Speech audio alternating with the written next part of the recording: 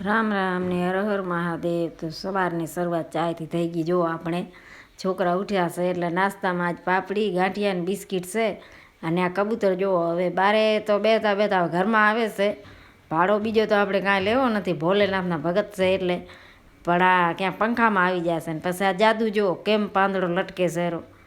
જાદુગર કા જાદુ જુઓ કેમ જાદુ છે, પોતે પોતે લટકે છે। શેમાં લટકે છે તમે જરીક કહેજો હવે।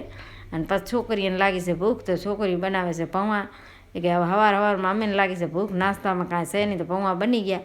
મને કે હાલ મમ્મી તું ખાઈ લે ને મારા પપ્પાને દે આવ। તો હાલો મેં તો હું તારા પપ્પાને દે આવું, તો તમે ખાતી થાવ ને મારા હારે રાખો કીધો।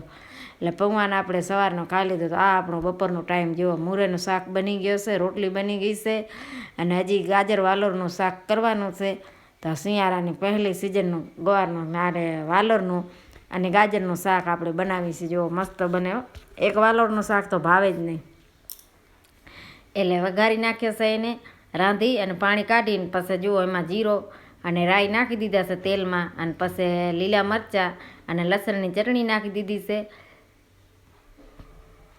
બરાબર એનો આવી જાય વઘાર એટલે પછી આપણે એમાં નાખી દેવાનો છે બકાલો। તો આપણે નાખી દીધો જુઓ વાલોર ને ગાજર નાખી દીધા। હવે એને ભોગવાનું છે, પછી એમાં ઉપરથી બધા મરચાં ને હળદર ધાણા જીરો મીઠો ને એવો બધો નાખી દેવાનું।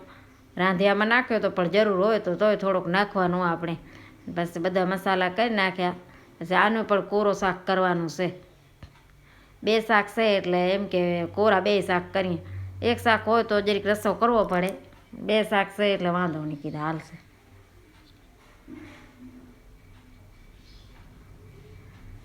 હવે આપણું આ શાક થઈ ગયું તૈયાર, જુઓ કેવું મસ્ત શાક થઈ ગયું છે। અને બપોરના 4 વાગ્યા એટલે બપોરની ચાય આપણી થઈ ગઈ। જુઓ 4 વાગે ને આપણે ચાય સાંભળે। આ ગાયું અમારે રખડિયાત થઈ ગયું હતું, વળી આજ આવી છે બાંધ્યું છે। વિડીયો લાઈક છે ને સબસ્ક્રાઈબ